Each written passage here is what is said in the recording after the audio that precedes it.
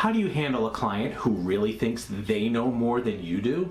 Hi, I'm Jeff Marsacci, the Plain English attorney, and you're at the #1 place to get simple answers to complex questions.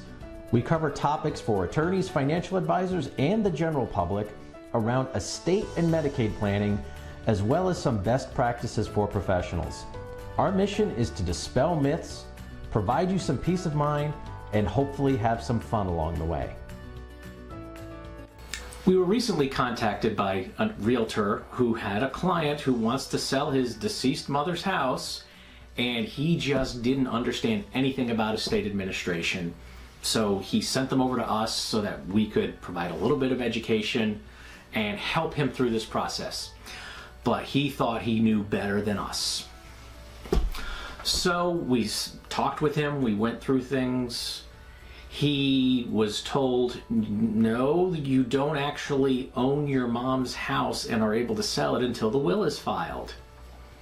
That means probate. Okay, you're not going to be able to get access to your mom's bank account until the will is filed in the court, give you your permission papers. Same thing with the car. The DMV is not going to let you sell your mom's car until you have those executor letters. And he was just, no, it says here in the will that I get everything, so I don't need to do any of that stuff. And why should I hire you? Okay, fine. What we ended up having to do is come up with a form letter to say, okay, you're on your own. We tried to tell you, but it's all right. You've decided not to engage us.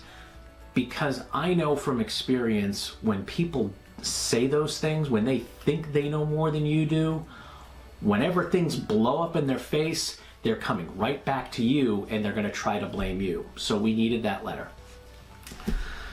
We also got a little giddy and decided to come up with a letter we would like to send, but it just wouldn't be professional to do so.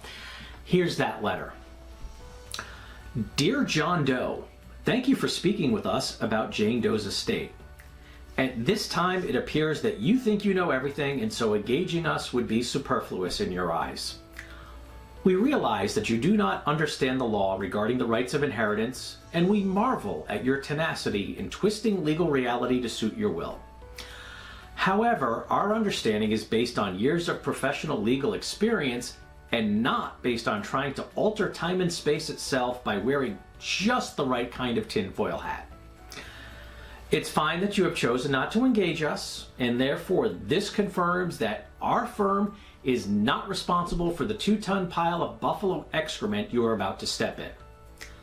When the reality of your situation becomes clear and the fantasy world you've created in your head about how things will go burns with the stench of a dumpster fire behind a seafood restaurant with a D+ health code rating, we'll be there to help you at about 8 times the cost had you hired us in the first place.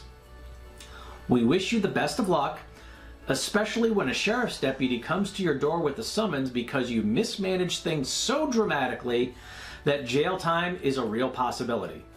We hope you, your cellmate, and your massive ego can fit into the 8x10 accommodations the county has waiting for you. Regards. Now that's the letter we would have liked to have sent.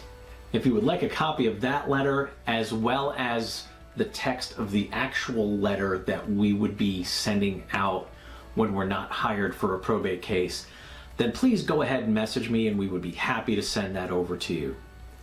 Thank you, and watch out for those tinfoil hats. We hope you found that information useful and easy to understand. To keep getting this great information, please like, subscribe, and turn on notifications. To get even more information more quickly, follow the links below to some of our free, no-obligation programs.